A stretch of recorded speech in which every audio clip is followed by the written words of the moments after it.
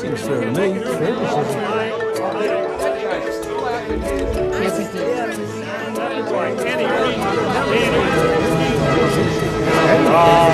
if you don't know what fair is, you can't make it.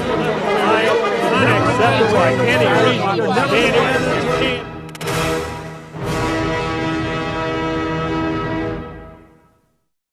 Donnybrook is made possible by the members of the 9 Network. Hey, thanks for joining us for another edition of Donnybrook. Great to have you with us, and we have a very special guest in the second half, John Ammann, professor of law, St. Louis University, now retired, to talk about what's going on in the greater St. Louis area. But of course, we also have the topics of the week, which we'll kick around, starting with the news director of the Big 550 KTRS. She is Wendy Wiese, along with Mr. Bill McClellan, one of our founders from the St. Louis Post-Dispatch. He's the founder and now a columnist for the Riverfront Times, and of course, is a talk show host on KTRS, Ray Hartman, another founder. And we have, ready for Independence Day, perhaps like nobody else, from the St. Louis American, as well as 590 AM and 97.1 FM News Talk, the Dave Glover Show, Alvin Reid. Happy 4th of July. Where did you get that hat? Oh, I think I got it at one of our local retailers here a couple of years ago. It looks like fantastic. I'll show you later, maybe at the end of the show. It has different flashing speeds, too. Are you playing Nathan Detroit and Chicago again, or what? Oh, no, that was just a regular brim. Folks, we do want to wish happy 100th birthday to one of our great supporters at the 9 Network. She's Tony Bryan, who has been behind KETC and the great programming here for a long time. And so, Tony, enjoy the day, and I hope you enjoy the show as well. So we're going to start off discussing another major story out of St. Louis, Bill McClellan, when a couple of Central West End residents by the name of Mark and Patricia McCloskey got an AR-15 and a revolver, and that's how they greeted protesters who were walking into their neighborhood on Portland Place. And of course, they got the best attorney in town, Albert Watkins, and proceeded to appear on the Cuomo show on CNN and Tucker Carlson. And I kind of wonder, because when they did get Albert Watkins and they did decide to go on cable, if there wasn't an element of public relations behind all of this. Nonetheless, there were no injuries as the result of it. Do you think that charges should be pressed for whatever reason? Oh, I don't know. I would hope not. I mean, just because the whole thing's an embarrassment to the region, and these people, they're just more people done in with technology. 20 years ago, if they would have made their case that, the mob came and it broke down that gate, and that's when we became concerned and got our weapons. But instead, because everything is on video these days, we can all watch what happened. The people go in an open gate and they're greeted at that first house by the McCloskeys, by, Mr. McCloskey with his AR-15. So the story, 20 years ago, I would have thought, well, okay, maybe. But now it's just, they look foolish, and the more they talk, the more foolish they look. And I hope that there aren't charges, just because, we'll just be beating ourselves up, for months and months. I just wish that the McCloskeys would be quiet, and, we'll just kind of remember who they are and let it go. Yeah. Bill, there are a couple of things since this happened. One, I thought, for the most part, conservative people didn't like trial lawyers, and now they're the bestest of buddies, on this. Second, remember the singing frog cartoon from Looney Tunes? Well, one of the songs that he sings is the Great McCloskey Fight. And I just thought about that. I said, this is so embarrassing, and this is just so silly. But I'll tell you what, just based on, I've tried to look up laws on private streets and all that. They didn't break any law. They broke the foolishness law, but they didn't break any law. And to protesters, in situations like that, keep walking. Turn your back. Don't say anything. Just keep walking, because you're not there to protest the McCloskeys and they guns and they crazy antics. I think you were on the way to the mayor's house for something justifiable. So just like I say, it's just more embarrassing than it is anything else. But no, I don't think they broke the law. I think they might have. I mean, I don't know. I think it's a question of fact. I would assume they have security cameras. And and by the way, Albert Watkins is not the best attorney in town. There was a time that Albert Watkins was known for being better in front of a TV camera than a judge. But I recognize that. The idea that I mean, I saw the four of them, the two, Watkins and McCluskey, on CNN, and then their body doubles on Fox, on Tucker Carlson. They had an entirely different narrative. On Tucker Carlson, they did the fact that all their black clients loved them. And I whether they should be prosecuted or not depends on whether there's any footage that they might have that's exculpatory, that suggests that these people that were walking by were really threatening to them.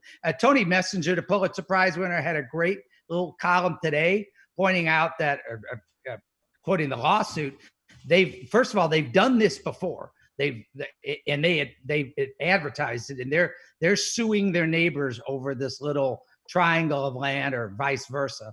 And 38 of their neighbors, I think, came out and condemned them in that neighborhood. And they've pointed guns. It is not okay. It's one thing to defend yourself, have your Second Amendment rights, no question. Pointing your gun at somebody with your hand on the trigger that is not menacing you is not okay. So it depends on what the video says. I think. Right. You know, no disagreement on that. But like when we're talking about charges, I think there's something psychological going on here. I don't know if you read Kim Bell's excellent interview today with the family, with the two McCloskeys, you know, in which she said they were in the study and there was a leopard skin rug on the floor and a fox head on the wall. And Mr. McCloskey made a point of saying, you know, he doesn't hunt animals, but he goes to like auctions where people have these things and he buys them to preserve them. And a friend sent me the obit of Mr. McCloskey's father, who was a doctor and involved in like the fight against fluoridization. And the headline on the obit was "Physician Fox Hunter." And it turns out that McCloskey's father was a big poobah in the fox hunting community. And at the end of his obit, it said, "Contributions can be made to the Master Foxhound Association Foundation."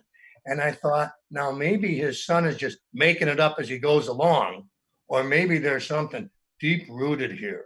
Well, I think that we should absolutely drive anyone whose lifestyle is different from our worldview into the sea. I think that's in the Constitution, actually. And obviously, I'm sort of being facetious, but they did look foolish. But what frightens me, I think, the most is that somehow we have raised generations of people who believe that if you move en masse down a street, a residential private street, 300 people, that you can dictate the terms of your reception. And that's what frightens me more than anything else. Well, because they were intimidating in front of Mayor Crusen's house. There are all sorts of stories, eyewitnesses, the reporter from Channel 5 who have been intimidated by the throng. So I'm sure that when they were moving down Portland Place, they were absolutely peaceful. There was nothing untoward. That part of it really concerns Wendy, me. Thank you, everybody. We have a lot of topics and limited time, as everybody knows, so we'll have to go through some of these questions a little quicker this time. But a very good point by everybody. I will say there was a shooting on a bus on Riverview Boulevard Sunday night where a woman shot a 48-year-old guy. She actually did use a firearm and didn't get any attention. I don't know what that says about us in the media. Want to talk to you, Ray Hartman, about the mayor of St. Louis. Lyda Crusen last Friday was reading some comments from the citizenry on Facebook Live. She not only included their names, but their home addresses as well, because when you write a letter to a county board or a city board, you put your home address. I know about that. And so here's what she did. She read those addresses. People said, that's terrible for her to do that. And then they marched on her private home as if she had no right to privacy. Where do you stand here? I'm not big on marching on people's homes, but I mean, what Lyda Crewson did was wrong. I think it was, I don't know that it was premeditated, but it was malicious. I mean, to go on, she was angry. All the people did. Keep in mind, this wasn't in response to people marching on her home. This was in response to people suggesting a budget that she decided to ridicule. I suggested and stand by it that she should really ride into the sunset next spring. Oh, you did write about that in your column this week in the Workhouse Times. I don't want to see her resign because I think Mayor Lewis Reid would be a little too close to Rex Singfield for my taste, and Aldermanic President Joe Rody, because that's what would happen if she resigns. But I think that Lyda Crewson has overstayed on a lot of topics, but this one really showed she's sort of at war with her own constituents. And I just think, she could do, she could be an honest broker. One last, let me think. Darlene Green was on my show this week, and if we underestimate her, she's really the honest broker in this town. And she's been through 25 years as comptroller. And she said that by far, that's Bosley, Hartman, Slay, and Crewson. Okay. She said by far she's the worst to work with. But the real issue is the addresses in this particular case. I mean, I think she was wrong. I mean, Wendy? Put people at risk putting it out on the internet. That's not the same as putting people at risk. I thought it was interesting that we have what are we up to now? 250,000 signatures calling for her resignation, and you can't get anybody to turn out on election day. I mean, that to me is that's ironic. I think that the woman apologized in a heated moment. She did something, she's reading a letter. Let's see, this is from Joe Blow from thus and such street. And suddenly that rises to the level of a capital crime. I don't understand that. She apologized immediately. Her IT folks took it down. Yes, they did. Yes, she did, Ray. The same night. No, several hours after this, they interviewed her, a couple of people. This was in the RFT at her house, and she declined repeatedly. And then, when it became a national story, the second time. But Alvin Reid, didn't she just do what the Southwestern Bell white pages always had? People's phone numbers and home addresses for all to see. Somebody on Facebook. When you come to a board meeting, anytime you make a comment, it's you have to say your address, and you have to say obviously your name and your address. I get that. But what she did, this was not, they were handed letters out on the city hall steps or whatever. And quite frankly, I'm glad that people put their name and their address on there. It does make it some sense of formality. But what she was doing had nothing to do with public record or following Robert's rules of orders. That was a vindictive act, and one that a legitimate mayor should have had common sense enough not to do. That's why I question her. I question her thinking. Okay, I question her motive, and it's obvious to me that the job's too big for her. Okay, and if it was just really one thing, trying.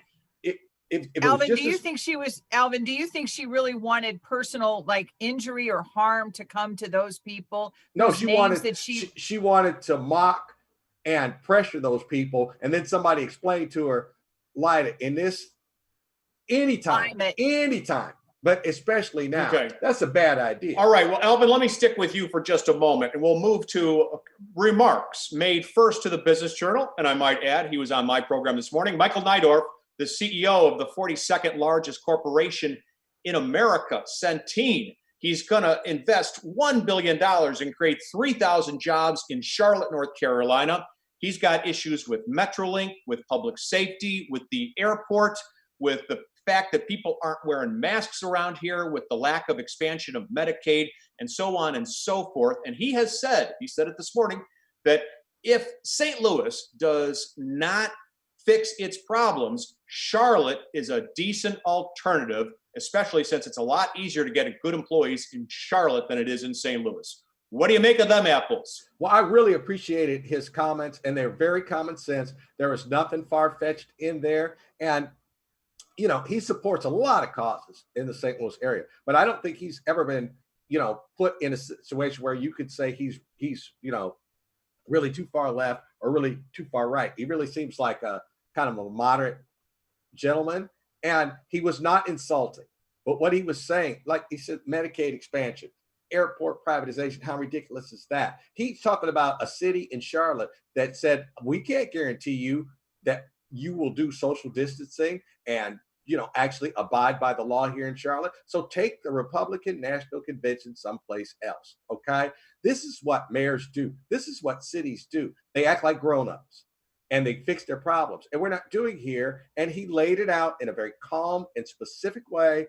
Metrolink, you know, why don't you pay to get on Metrolink? We've been saying that for since it opened, quite frankly, I have. So these are not over the top suggestions. This is common sense. And I salute him. I like the guy anyway, but I've got even more, you know, pride in him now. I don't salute him. I first of all, I do salute he's definitely been a terrific philanthropist in St. Louis. No question about that part of it. Among his, but at the same time, I'm kind of wondering how much money did between the county and Clayton spend in corporate welfare to get him to stay here? Like 100 and was it with Charlie? 70. About $170 million, state, local, county. We just spent $170 million for him to grace Clayton with his presence because it's such a blighted community. And he also, we've just entrusted his company or one of his lieutenants to decide how to spare the CARES money for us after one of his causes, $100,000 to Sam Page. And so I do agree with Alvin that most of what he said had some merit, but I'm kind of curious how much Charlotte paid him to invest there. Well, $450 million. They gave him $450 million. Excuse me, Ray. I think we owe the guy a thank you. I mean, we do have some serious problems going on, and we fritter things away. We don't get things done, and you know, I think that it's another wake up call. I mean, I don't even Alvin, object. I thought how long have we been talking about turnstiles? I thought he made obviously he had some valid points. He's been here. He's a citizen. He's as frustrated as we all are. But I did find the nobody asked where you went to high school. I mean, every single metropolitan area has its quirks. And I was a little surprised that a man of that stature would go for something seemingly that petty or insignificant. Many captains of industry, whatever you want to call them, many CEOs have moved in here and forgiven us for our tiny slights and our little peccadillos, and that just surprised me. Well, it sounds like he's saying that St. Louis is insular and not inviting, and that's, I think, the complaint that Ed Whitaker had. Well, and that's kind of inside baseball with his corporate brethren, I think. I respect Michael. I mean to interrupt you, Ray, but that was one of the first things my wife said when we moved back here, and we lived all over the country. And she said, like, boy, St. Louis is kind of hard to break into. I'm just saying we don't know what's driving that. And I agree with that. I mean, I think he's a fine guy, but I also think, and like, for example, the Southwest thing he mentioned, that's like the chicken and an egg. Of course, it's not great that 63% or whatever of the travel is Southwest Airlines. That's not something we chose. That's a function of the market. It's sort of the chicken and egg on that one. What have we done? What have we done what have we done to address that? Come up with these phony baloney privatization plans. We replaced the windows when the tornado hit the place instead of fixing up the entire airport. See, that's the kind of thing that St. Louis does. Okay. And I hear what he's saying. Don't mean to cut you off, but as you know, folks, we on Donnybrook take people to task on a regular basis on this program. And the person who is at the subject of the controversy is not on the show to throw in his or her 2 cents. So since I landed on the front page of the St. Louis Post-Dispatch this week, just in the interest of the Donnybrook rules, I'm going to recuse myself while Alvin, Reid, and the 3 other able panelists take over and discuss my situation. So without further ado, I'm going to go get a bud or something. Alvin, take it away. All right, we're going to put Charlie in the penalty box for a few minutes here for no other reason than putting me in a very awkward situation.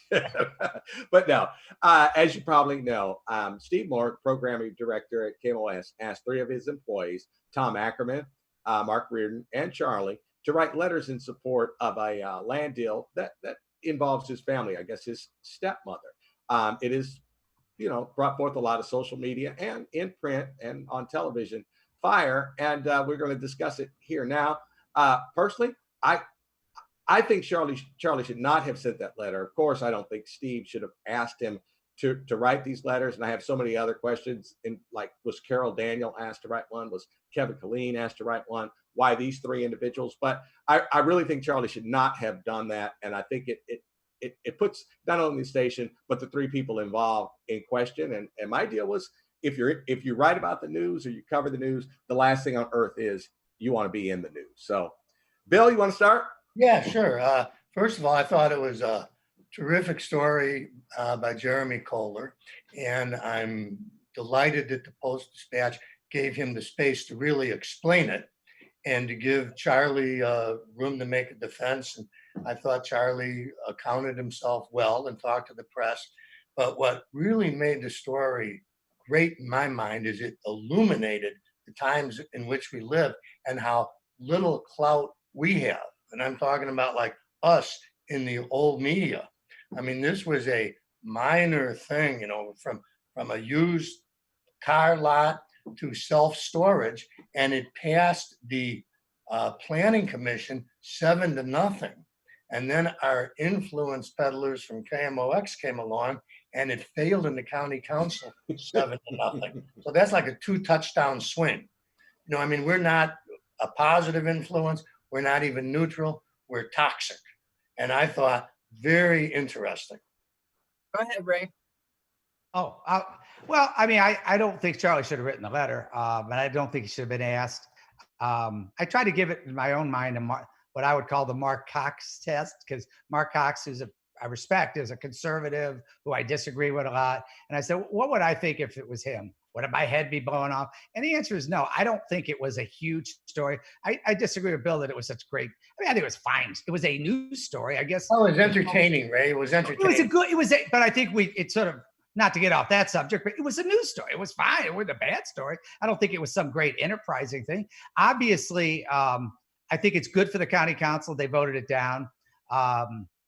And this is the first time I can remember the county council being in unanimity about anything. You're right. No, I'm saying we agree about that. I think they made the right call. I really don't think it was that big a deal, but I also think that it's a legitimate. It's a news story. We certainly, just based on tonight's show, we've had a lot bigger ones. And I will say one thing in Charlie's defense. I do think his intentions.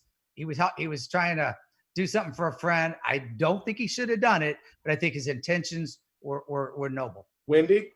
The third rail in the media, to my mind, it always was, it still should be, and ever shall be, hopefully, is if you are snuggling up to someone and money exchanges hands and you go on the air and you support, or you are an enemy of whatever that person wants you to be. That is the third rail, and that career, deservedly so, should incinerate in the moment that it sees sunlight, or even before that. That is not what this was. I think, having worked with Charlie, as we all have for 30 years, I suppose,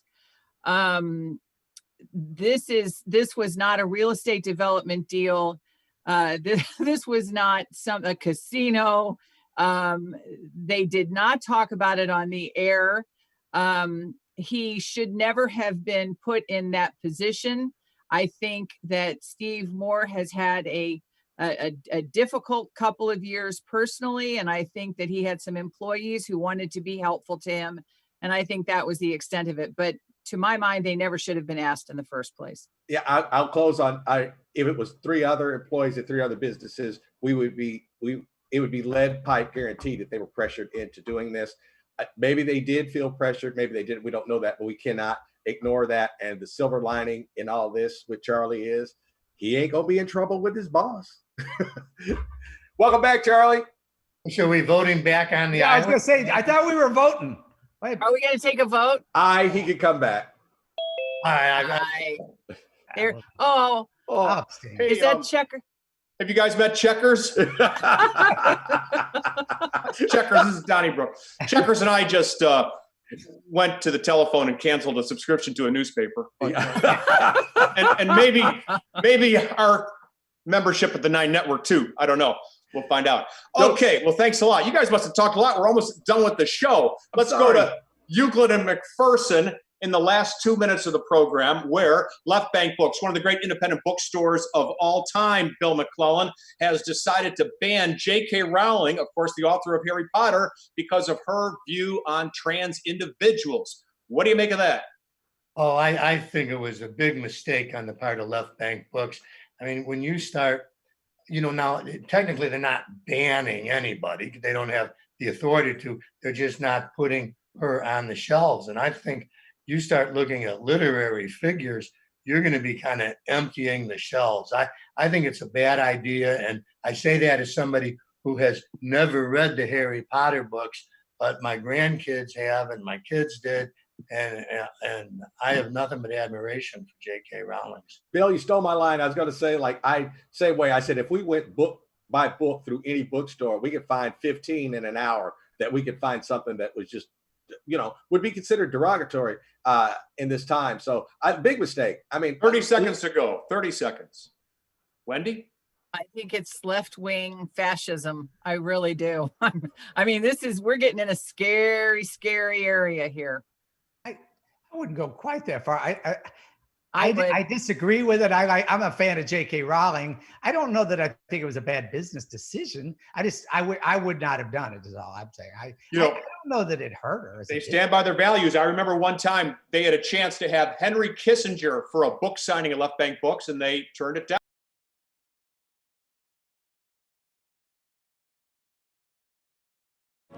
Seems fair to me.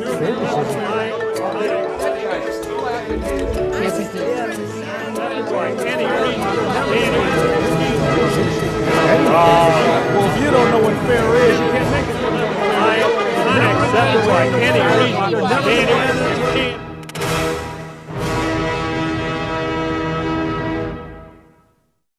Donnybrook is made possible by the members of the 9 Network. Well, welcome to the second half. Thanks for joining us, everybody. And we are proud to welcome Professor John Ammann, St. Louis University Law School, now retired, the man who, right around the corner from the 9 Network on Spring, ran the SLU Legal Center for years. And first of all, Professor, it's good to see you again. How's your so-called retirement? Busier than I thought, Charlie, but this is great. I'm really honored to be with all of you tonight. Well, one of your colleagues from the law school, Anders Walker, said that the McCloskey family did nothing wrong. They were well within their rights. Mark and Patricia were, when on Sunday night they were brandishing those heavy-duty firearms in front of a group of protesters because Portland Place happens to be a private area and they were protecting private property. Do you concur? Well, short answer is no.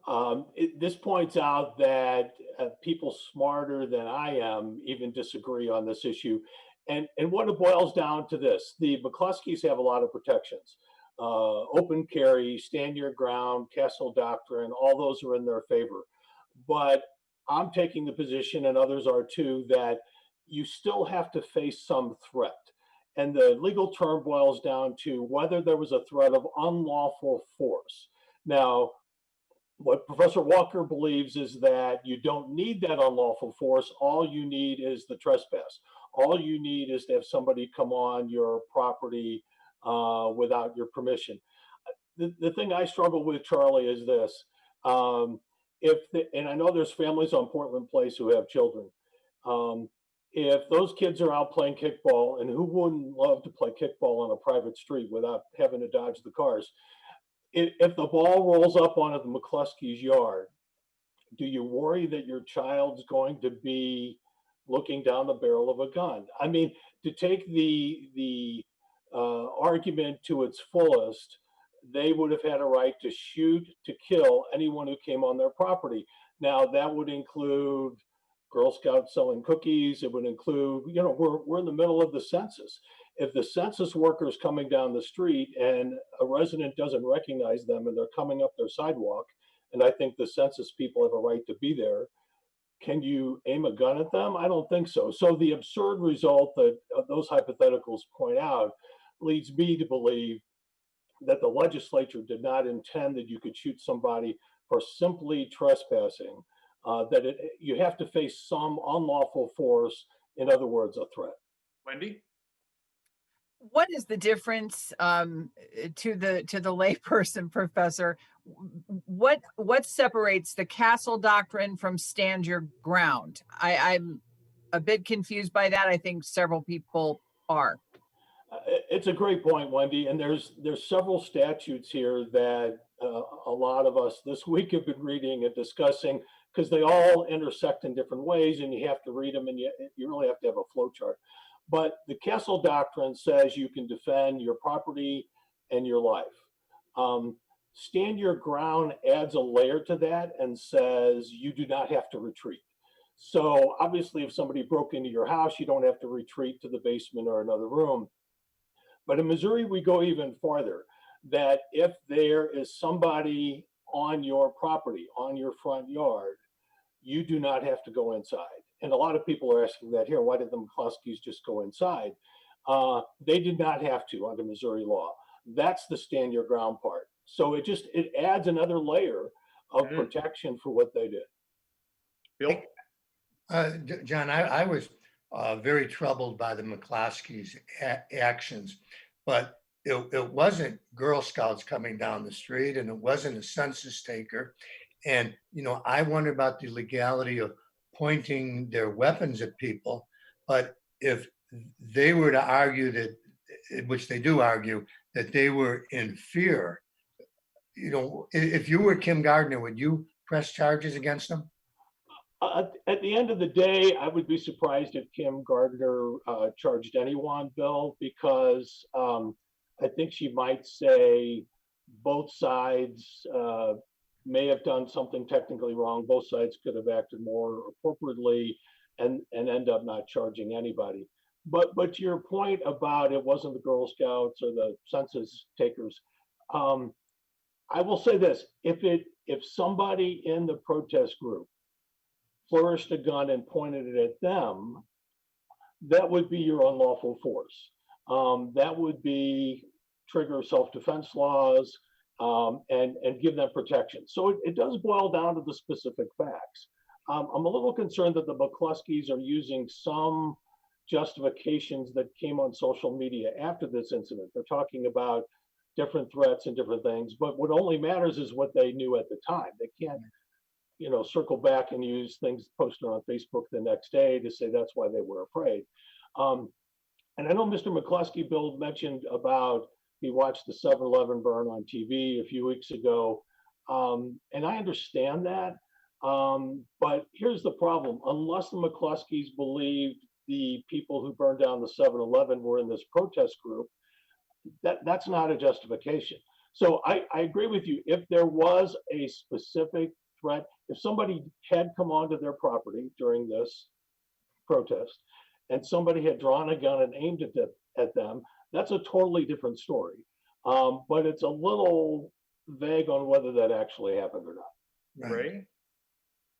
Well, I was just going to ask how material it was that they were pointing the gun. I mean, I think maybe Bill did that though, because I mean, I could see a situation where if you flipped the roles and you weren't in a Tony neighborhood, a bunch of blues fans, say, or I don't want to pick on the blues, sports fans, let's say, leaving a pretty good group, and we've lost the game, they're in a bad mood, they're inebriated, and they're walking past a residence and maybe hurling insults. And let's say that person in the residence didn't happen to be a white person. If that person had a gun pointed at him out of the same kind of fears, I'm guessing that we'd have a different narrative. That's absolutely right. And there's all sorts of hypotheticals you could give here that inform the situation. But yeah, I agree with you, Ray. Professor, I had actually at a newspaper I had worked at before had this discussion, and I was looking up trying to find the absolute definition, and I couldn't find this. What is a private street? And in covering that, it's kind of like, okay, where are private streets? Well, private streets are usually where wealthy people are, and like, you know, wealthy neighborhoods.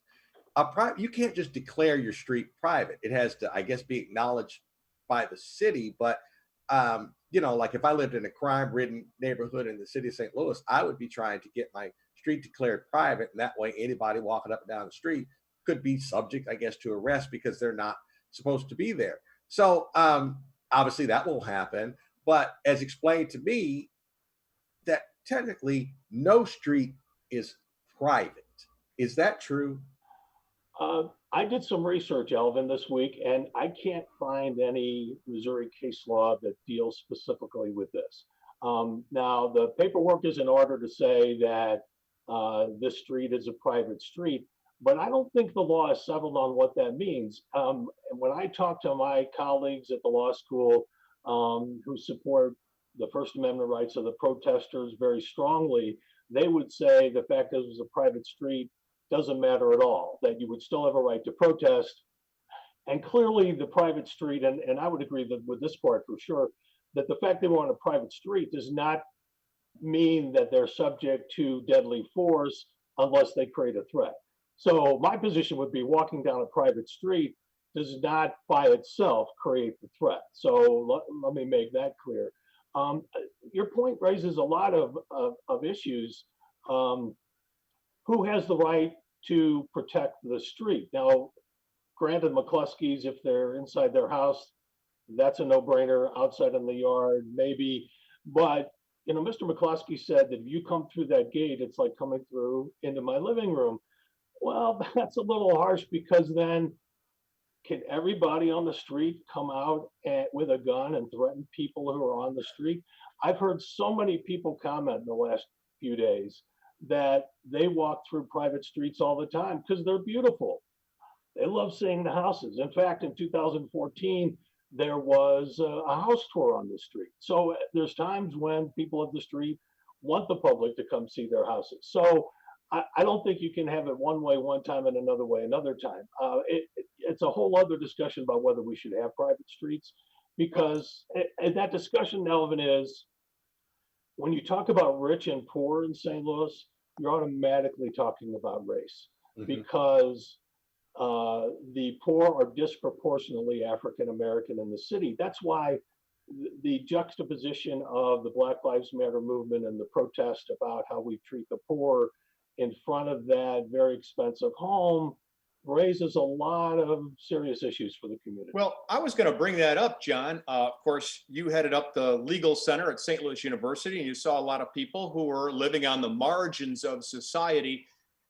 We understand about 38 neighbors of the McCloskeys wrote a letter condemning their actions. But if you do live, by definition, in a gated community, how much brotherhood do you really share with those who are part of the Black Lives Matter movement? And in fact, just the opposite. You're living in a mansion that has a gate to keep people out, and you're kind of doing all the services yourself. It seems to me like it's kind of part of the problem. I'm sorry I'm not being too eloquent about this, but I mean, who are you to judge if you're living in a gated community to begin with?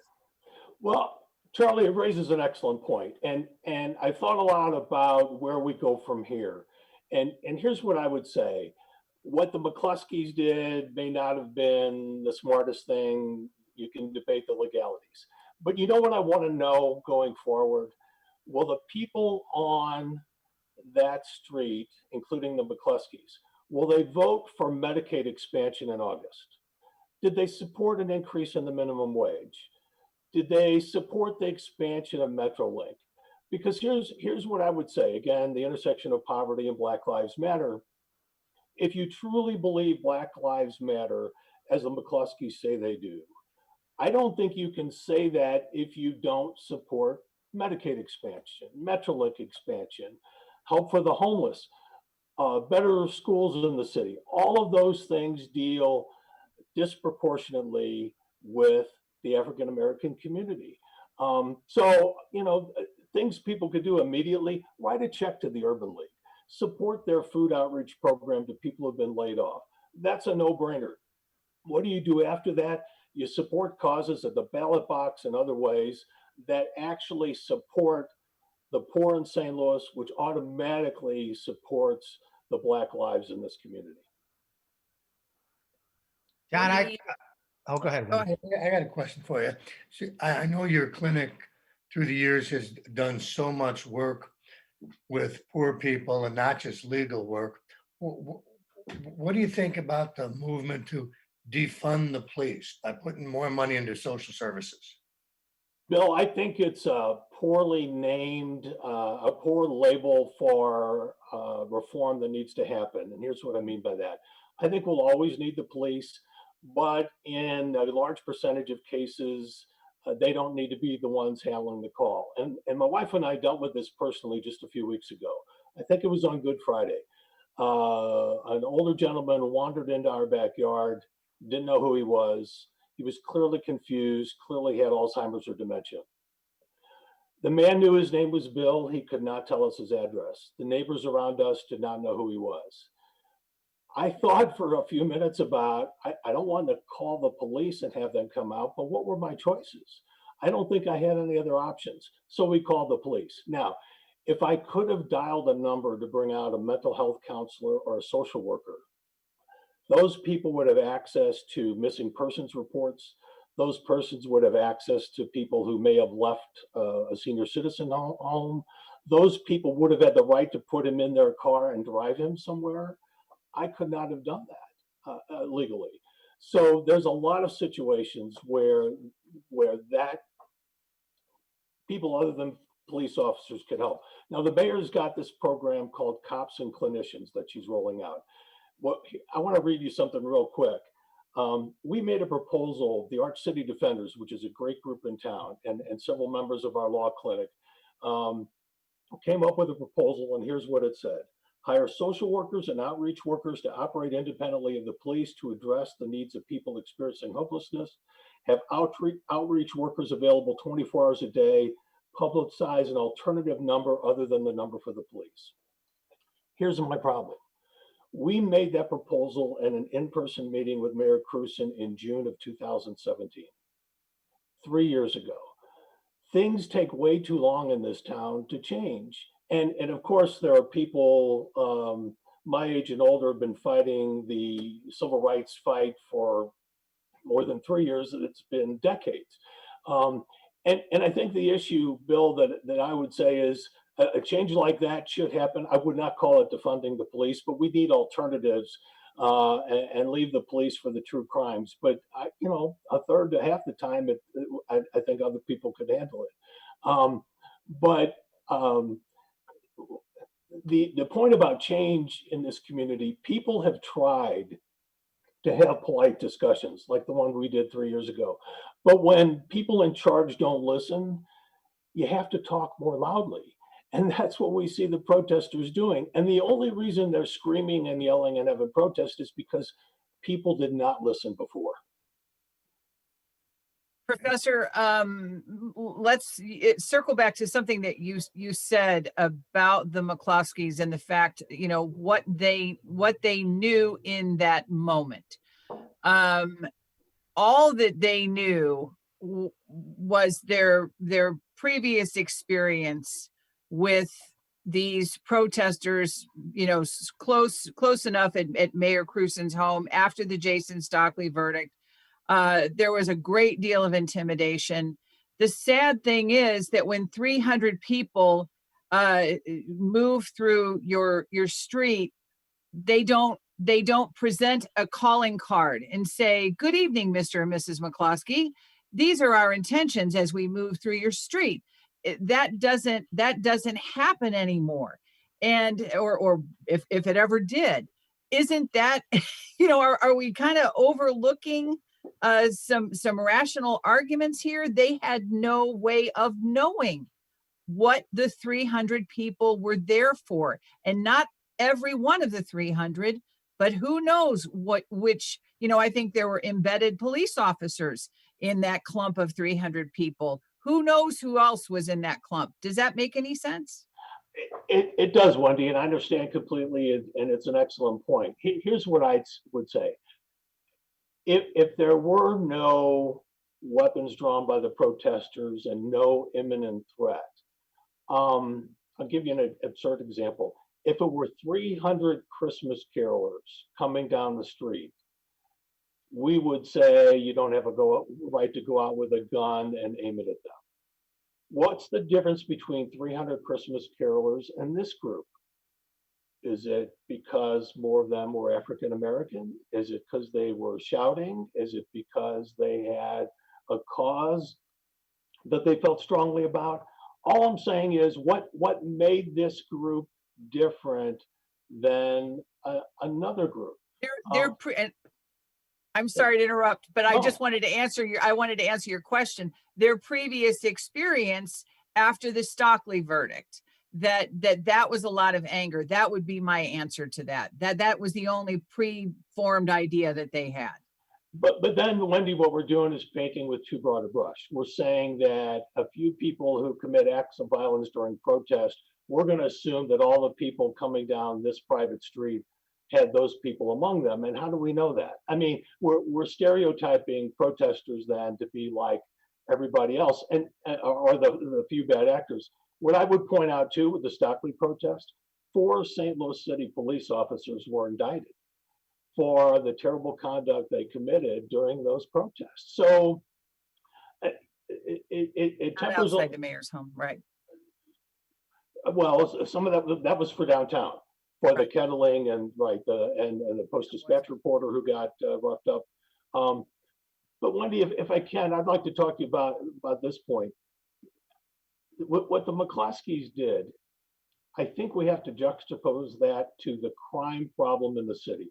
And all of you have talked repeatedly on this program about the crime problem, and we have to do something about it.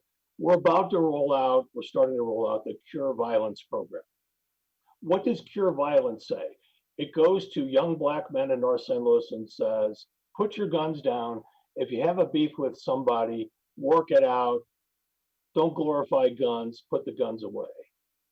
And the McCloskeys just blew that all to shreds. If you're a 19-year-old Black guy in North St. Louis, you're going to laugh if somebody says, put the guns down, let's try to work things out peaceably. And that guy's going to point at the video of this wealthy white couple with guns on their front yard. I mean, how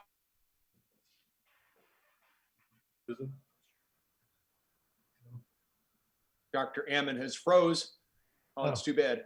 Well, I'll argue, we're going to keep it going. I wanted to ask them about the workhouse, but as long as we're here, I'll make a point to Wendy that I think one of the ironic things about this is people are saying, there's sort of a symbolism of this gated community and I think fairly so, but how about all the people that weren't on the lawn? I mean, we're stereotyping people. There's 38 people that have complained, but all of the other residents were not on their lawns with guns. I mean, and they were on the same street, in the same neighborhood. And these are the only people who felt compelled to, it's not like they're the only house on the street. Nobody else felt like they needed to be out there. And again, there's one thing even to be out there with your guns, to have them, and it's been clearly pointed out that these people did not appear to have much firearm training, to put it mildly. And to have them fixing their guns on people when nobody else on Westmoreland or Portland Place. Well, and also to Wendy's point, even during the huge anger after the Shockley trial, no damage was done to the McCloskey home. Or to anybody's home except the one. Somebody threw a rock through the mayor's. The McCloskeys to be saying that they saw the 7-Eleven burn down, so they better take their AR-15 out to confront the protesters seems like weak to me. What I find interesting is that there are a lot of firearms in this town. Like I said, a woman on a bus that Sunday night shot a 48-year-old guy. A reporter for KSDK, whose name is Justina Colonel, said that a guy with a firearm went after her when she was going to do a live shot. And we know that there was a fella in Florissant who shot himself in the foot while he was protesting. I think, honest to goodness, I think this case took off because of that guy's Brooks Brothers pink polo shirt. And of course, the mansion behind him that looked like Versailles, because there are so many gun cases in this city, and this is the only one that really took off. Well, I think we have John. Is John back? Welcome back. Hey, I've got Welcome a back. question for John. Well, John, what do you think? I have one first. I just want to know which of you hit the mute button on me. I'm trying to figure that out. Oh, sorry about that. Okay. I want to ask John one question real quickly because you mentioned Arch City Defenders. What do you think about closing the workhouse? I think it's going to happen soon, Ray. I think it's just a matter of when. I think we'll get to that point more quickly than we would have without the protest and the great work of Arch City Defenders. So I think we'll be there probably by the end of the year. If I'm in the workhouse, where am I going when they close it? Well, Alvin, what they'll do is they will taper down the contract they have with the federal government for housing federal prisoners at the Justice Center downtown, and they'll make room for the people left at the workhouse. Some of them will be released. Some might have trials soon once we open up again.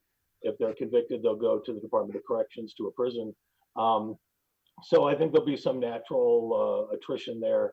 But people who are left who need to be confined will go to the Justice Center after they move out some of the federal prisoners. Professor, do you have clients who are currently incarcerated? And if so, are they concerned about COVID-19? We do, Charlie. There was just a report today that the virus is spreading quickly at Farmington.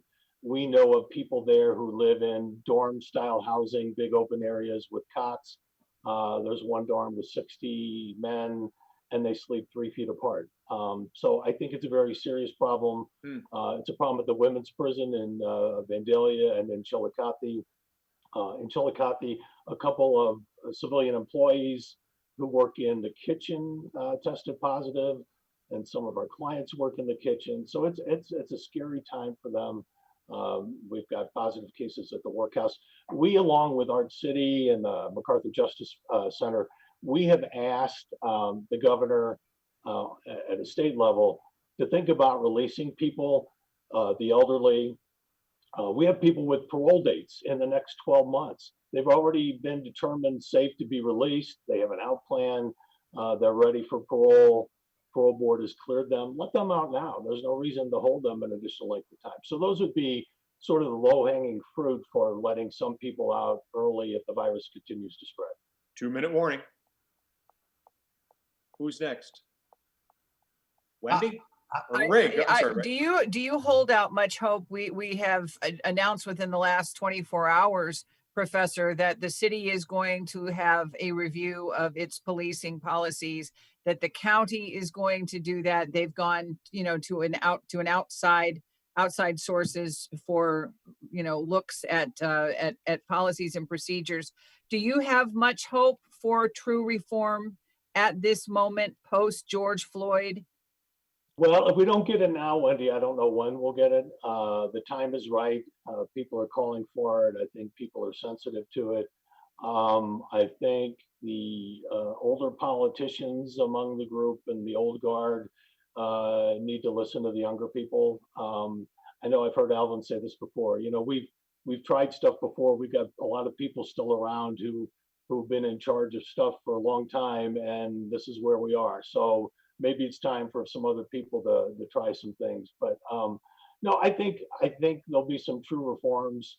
A lot of it's probably going to have to be at the local level with the local police, because I don't know that we're going to get a lot at the state level. Oh, we had David Dwight on a couple weeks ago. He's with Forward Through Ferguson, and he said of their 47 proposals, they've only enacted 6. 30 seconds to go. What do you make of that? Well, I know that points up the problem, and it goes to what I said earlier. Things move very slowly here. We tend to only get things done if people have to shout and scream and get people's attention. We've done a lot of cases on municipal court reform and have won $1 million in settlements and judgments, and that only happened because of the protest after Ferguson.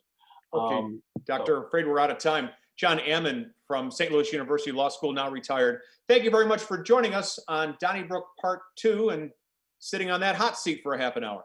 Thanks a lot, all of you. Thank you very much. Thanks, everybody. We'll see you next week. Donnybrook is made possible by the members of the 9 Network.